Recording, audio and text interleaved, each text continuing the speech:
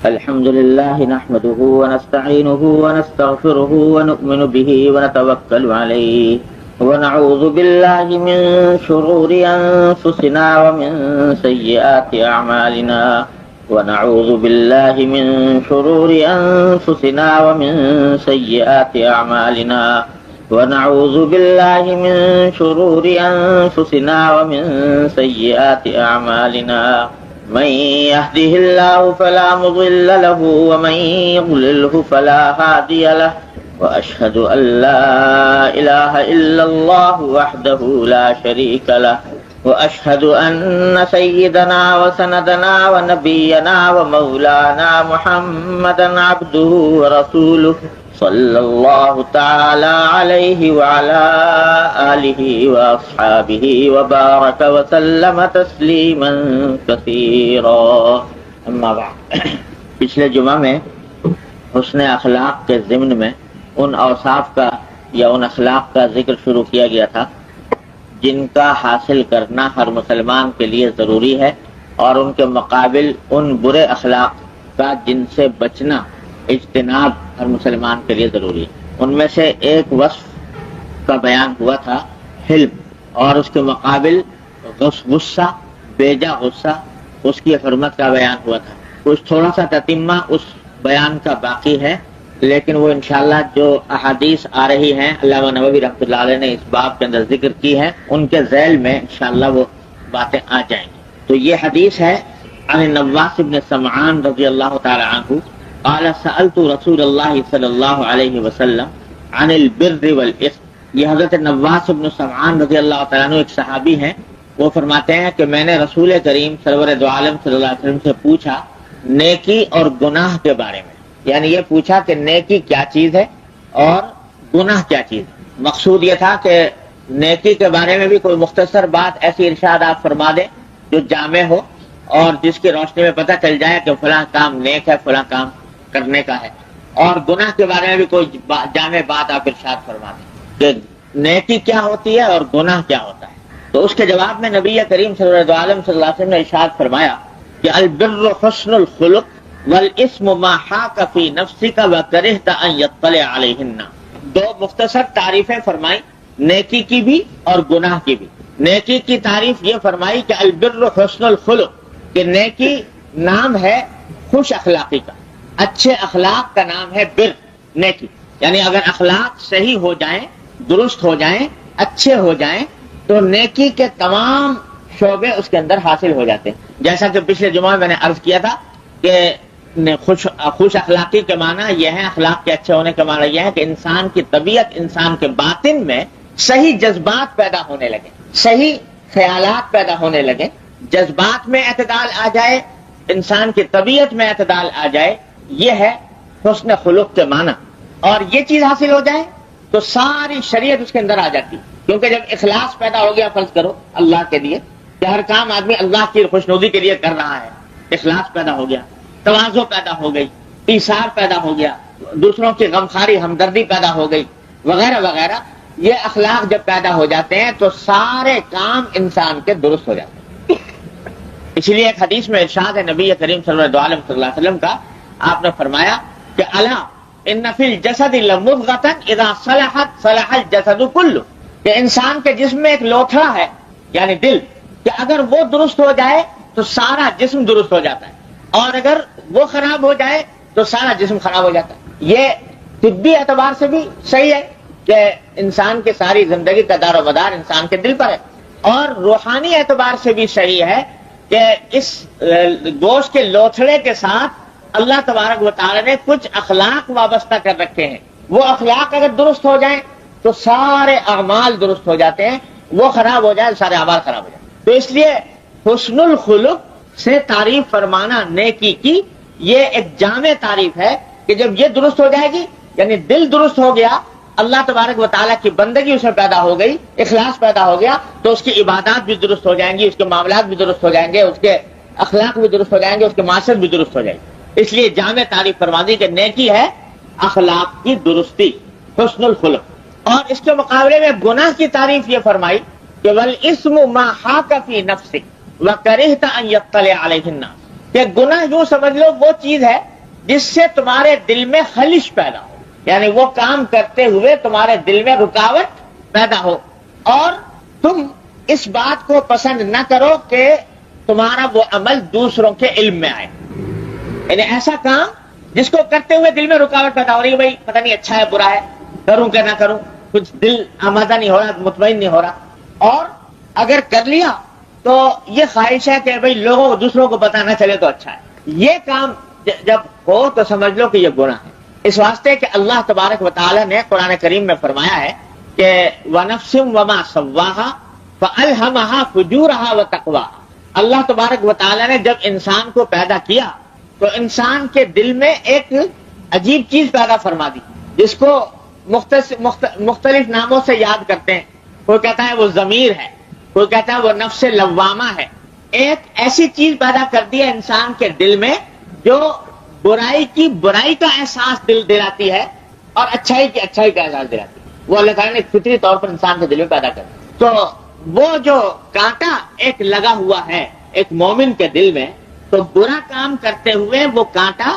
انسان کے دل میں چبھتا ہے، اسی چبھن کا نام ہے تردد، شک، خلش۔ وہ خلش پیدا ہوتی ہے کہ یہ کام پتہ نہیں کروں کہ نہ کروں، اچھا ہوگا یا برا ہوگا۔ یہ خلش جو پیدا ہو رہی ہے، فرماتے ہیں جب تک کہ تمہیں کسی کام کا شرعی حکم معلوم نہ ہو تو جہاں خلش پیدا ہو رہی ہو اس کو چھوڑ دو، رک جاؤ، ہو سکتا ہے کہ وہ گناہ ہے۔ یہ اس لیے بتا دیا عام آدمیوں کو، ایک اصول بتا دیا، کیونکہ ویسے تو شریعت نے کھول کھول بتا دیا کہ فلاں کام حرام ہے، فلاں کام حلال ہے، فلاں جائز ہے، فلاں ناجائز ہے، لیکن ہر ایک آدمی کو ساری باتوں کا علم نہیں ہوتا،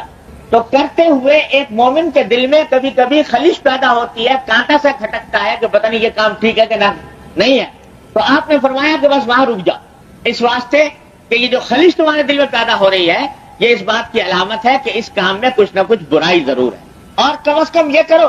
کہ اگر کوئی جاننے والا موجود ہے تو پوچھ لو اس سے کہ جائز ہے کہ ناجائز ہے، حلال ہے کہ حرام ہے، اور جب تک کہ پوچھ کر اطمینان نہ ہو جائے اس کے جائز ہونے کا یا حلال ہونے کا، اس وقت تک وہ کام نہ کرو۔ یہ ایک اصول بیان فرما دیا نبی کریم صلی اللہ علیہ وسلم کہ جس سے رکاوٹ ہو، مگر یہ اس وقت ہے، ذرا سمجھ لیجئے کہ یہ کانٹا جو اللہ تعالیٰ نے لگایا ہے دل میں، جو روکتا ہے ٹوکتا ہے انسان کو برے کام کی، یہ اس وقت ہے جبکہ انسان کی فطرت سلیم ہو اور گناہوں کی کثرت نے اس کو بے حس نہ بنا دیا، اللہ بچائے، تو اس وقت یہ کانٹا کھٹکتا رہتا ہے۔ لیکن بعض اوقات ایسا ہوتا ہے کہ انسان کو یہ کانٹا کھٹکتا رہتا ہے لیکن وہ اس کی پرواہ نہیں کرتا اور جائز ناجائز حلال حرام سب کچھ کرتا چلا جاتا ہے غفلت کے عالم میں، تو بے تحاشا کرتا ہے گناہ اور بے فکری سے کرتا ہے، غفلت سے کرتا ہے، تو کرتے کرتے یہ حالت ہو جاتی ہے کہ پھر یہ کانٹا کھٹکنا بند کر دیتا ہے، پھر انسان کے اوپر غفلت طاری ہو جاتی ہے، دل پر پردہ پڑ جاتا ہے، اور اس کے بعد غلط سے غلط کام کے وقت میں بھی دل میں کوئی احساس پیدا نہیں ہوتا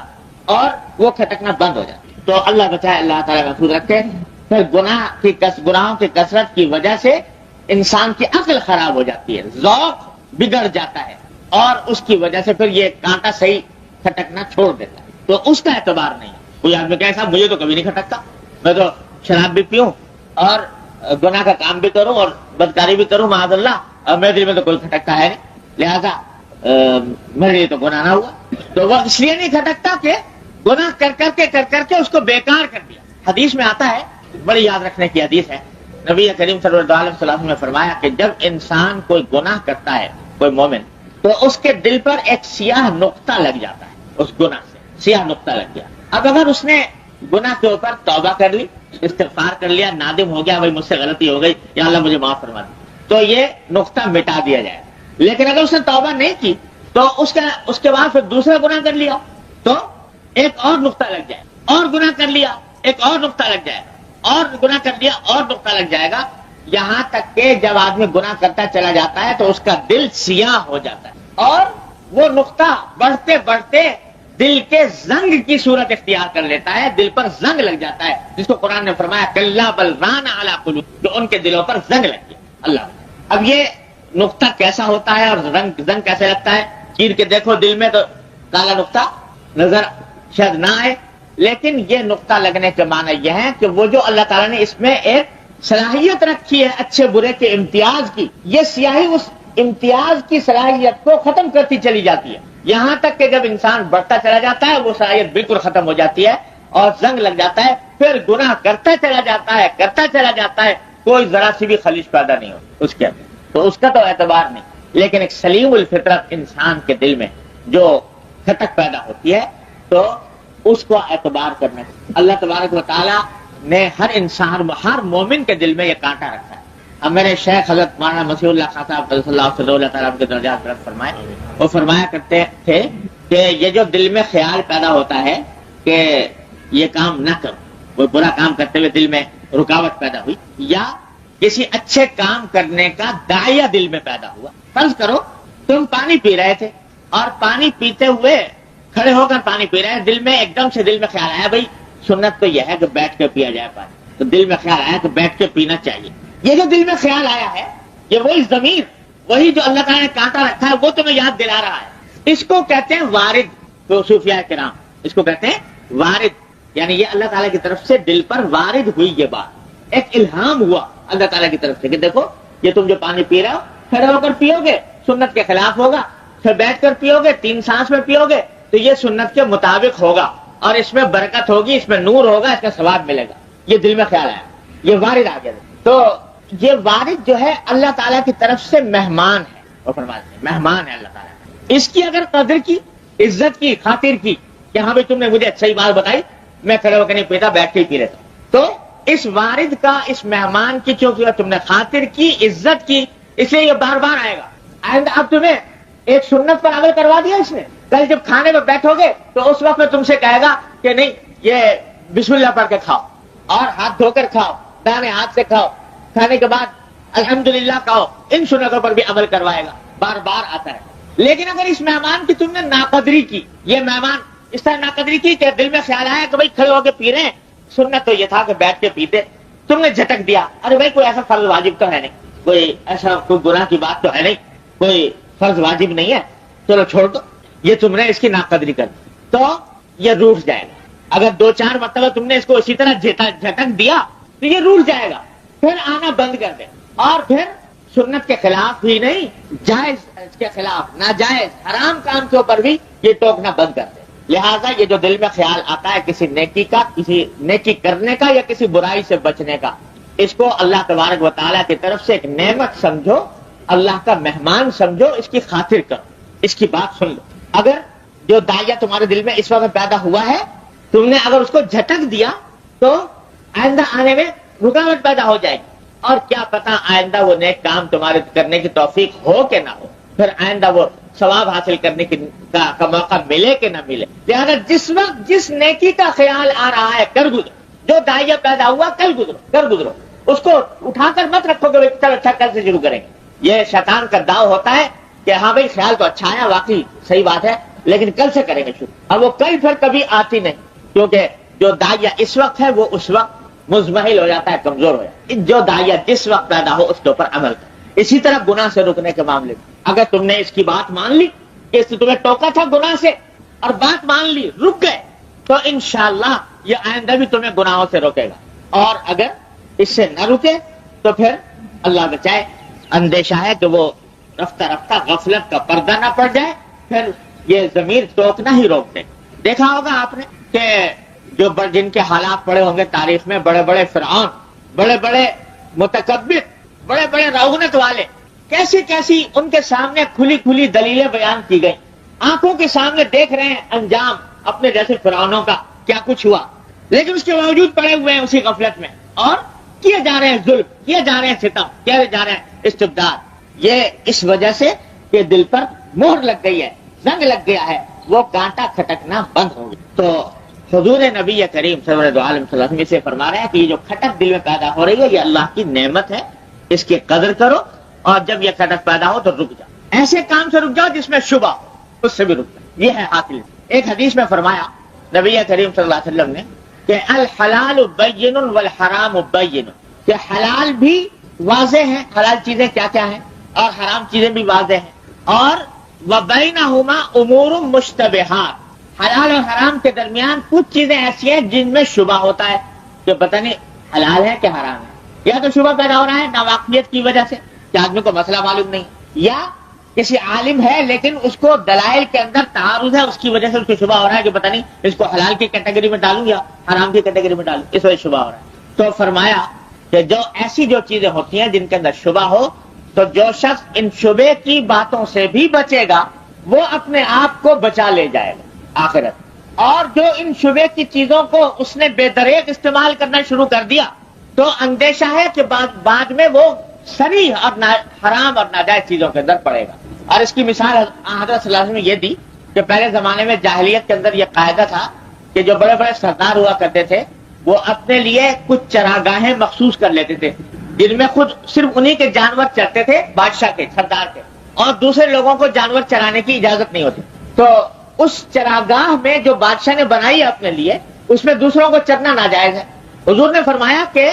اگر کوئی شخص اپنے جانور اس چراگاہ کے بالکل قریب لے جا کر چرائے تو اندیشہ ہے کہ کسی وقت کوئی جانور بے قابو ہو کر اس چراگاہ میں داخل ہو جائے گا، اور داخل ہو جائے گا تو سردار کا کہ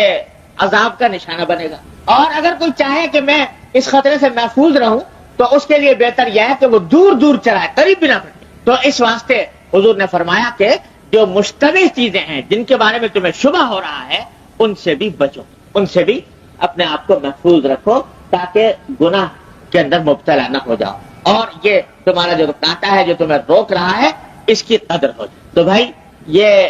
ایک اصول نبی کریم صلی اللہ علیہ وسلم نے بیان فرما دیا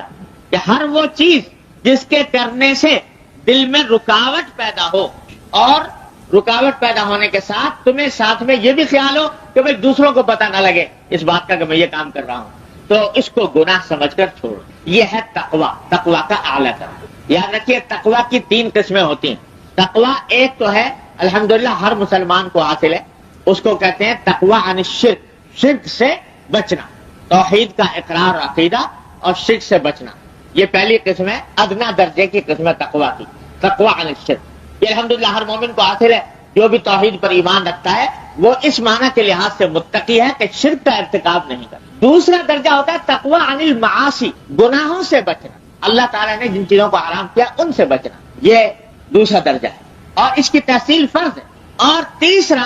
درجہ ہے تقویٰ عن الشبہات، کہ صرف حرام چیزوں سے نہیں بچ رہا بلکہ شبہات سے بھی بچ رہا ہے، جہاں شبہ بھی ہو تو وہاں پاس نہیں بھٹکتا، اپنے آپ کو اسے بچاتا ہے۔ تو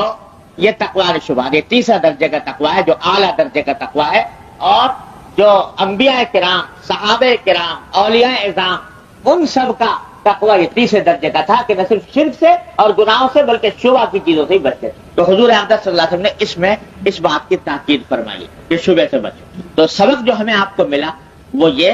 کہ جن چیزوں کا حکم معلوم نہیں اس کے بارے میں جب تک حکم معلوم نہ ہو اور طبیعت میں شبہ ہو اس وقت تک اس کام کو نہ کرو، رک جاؤ۔ ہاں جب کبھی فتویٰ مل جائے کہ بتا دیا کسی عالم نے، جاننے والے نے، مفتی نے کہ یہ کام جائز ہے، پھر کرنے میں کوئی مذائقہ نہیں، اور اس کے باوجود اگر شبہ دل میں ہو، کھٹک ہو اور انسان بچ جائے تو اور زیادہ فضیلت کی بات ہے، یہ جس کو تقویٰ عن الشبہات ہے۔ اللہ تعالیٰ اپنے رحمت سے ہم سب کو یہ عطا فرمائے، تقویٰ کی دولت عطا فرمائے، تینوں درجات اللہ تبارک و تعالیٰ اپنے رحمت سے عطا فرمائے۔ یہی راستہ ہے فلاح کا اور صلاح۔ دوسری حدیث ہے کہ عن ابی امامۃ الباہلی رضی اللہ تعالی عنہ قال قال رسول اللہ صلی اللہ علیہ وسلم انا زعیم ببیت فی ربض الجنہ لمن ترک المراء وان کان محقا وببیت فی وسط الجنہ لمن ترک الکذب وان کان مازحا وببیت فی اعلی الجنہ لمن حسن خلقه۔ یہ ابو امامہ باہلی رضی اللہ تعالی عنہ فرماتے ہیں کہ رسول اللہ صلی اللہ علیہ وسلم نے ارشاد فرمایا کہ میں ضمانت لیتا ہوں جنت میں گھر دلوانے۔ حضور اقدس صلی اللہ علیہ وسلم فرما رہے ہیں کہ میں جنت میں گھر دلوانے کی ضمانت لیتا ہوں 3 آدمیوں کے لیے۔ ایک آدمی کے بارے میں فرمایا کہ اس کو جنت میں گھر دلواؤں گا جنت کے کناروں پر۔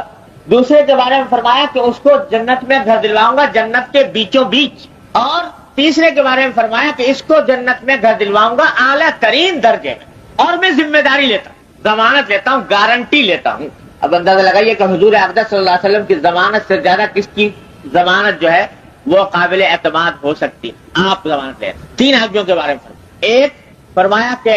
جنت کے کناروں پر گھر دلوانے کی ضمانت لیتا ہوں اس شخص کی جو جھگڑا چھوڑ دے باوجود حق پر ہونے کے. حق پر تھا اور اگر اس کے لیے جھگڑا کرنا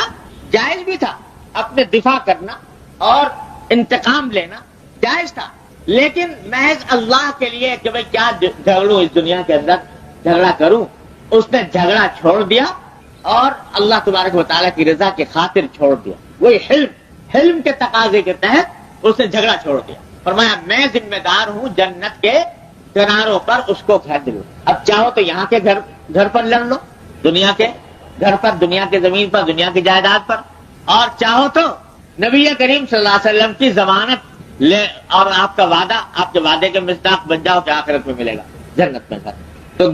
حق پر ہوتے ہوئے جھگڑا چھوڑ, اتنی زبردست بشارت نبی کریم صلی اللہ علیہ وسلم نے دی ہے. اور اس حدیث کی وجہ سے بے شمار مثالیں ہیں ہماری تاریخ میں جہاں اللہ والوں نے, اللہ کے بندوں نے اپنے بڑے سے بڑا حق چھوڑ دیا اس واسطے کہ اللہ تبارک و تعالیٰ کی خاطر, اللہ تعالیٰ کی رضا جوئی کی خاطر اور نبی کریم صلی اللہ علیہ وسلم کی اس خوشخبری کا مصداق بننے کا. اور عقل کی بات تو یہی ہے, اس لیے کہ یہ دنیا کے اندر جو کچھ جن چیزوں پہ ہم آپ جھگڑتے رہتے ہیں, یہ مال, یہ دولت, یہ زمین, یہ جائیداد, یہ عزت, یہ شہرت, یہ اقتدار, یہ سلطنت, یہ جن چیزوں پر جھگڑے ہو رہے ہیں, اگر ذرا اللہ تعالیٰ دیکھنے والی آنکھ عطا کرے تو اتنی بے حقیقت چیزیں ہیں جس کا کوئی حد و حساب نہیں. میرے والد ماجد حضرت مفتی احمد شفیع صاحب رضی اللہ عنہ سنایا کرتے تھے کہ مجھے یاد ہے کہ بچپن میں ہم وہاں ہمارا وہ دیوبند کے اندر بچے جو ہیں وہ ایک کھیل کھیلا کرتے تھے سرکنڈوں سے. سرکنڈے ہوتے تھے چھوٹے چھوٹے درخت میں سے کاٹ لیتے تھے چھوٹی چھوٹی شاخیں, اور بچوں کا کھیل ہوتا تھا کہ کوئی ڈھال والی چیز ہے تو اس کے اوپر وہ سرکنڈا ایک بچہ بھی دوڑاتا تھا, دوسرا بھی دوڑاتا تھا. جس کا آگے نکل گیا وہ جیت گیا, جس کا پیچھے رہ گیا وہ ہار گیا, اور جو جیت جاتا تھا وہ دوسرے کے سرکنڈے ہیں وہ اس کو مل جایا کرتے تھے کھیل کے اندر, وہ جیت لیتا تھا. تو والد صاحب فرماتے تھے کہ مجھے یاد ہے کہ ایک مرتبہ میں چھوٹا بچہ تھا, اپنے ایک تائزاد بھائی کے ساتھ یہ سرکنڈوں کا کھیل کھیل رہا تھا. بہت سارے سرکنڈے کہیں سے جمع کر کے لایا اور لا کر کھیلنا شروع کیا. اب کھیلتے کھیلتے یہ ہوا کہ وہ جو میرا بھائی تھے وہ اس کھیل میں بڑے ماہر تھے, تو وہ ہر مرتبہ وہ 2-4 سرکنڈے میرے جیت لیتے. اب مجھے بڑا افسوس ہوتا, میں چاہتا تھا کہ اب دوسری مرتبہ کھیلوں تو میں واپس لے لوں, مگر اگلی مرتبہ پھر وہ اور جیتے تھے. یہاں تک کہ ہوتے ہوتے کھیلتے کھیلتے اور جتنے میں سرکنڈے جمع کیے تھے وہ سارے کے سارے وہ جیت کے لے, جتنے میں نے جمع کیے سب لے. تو فرماتے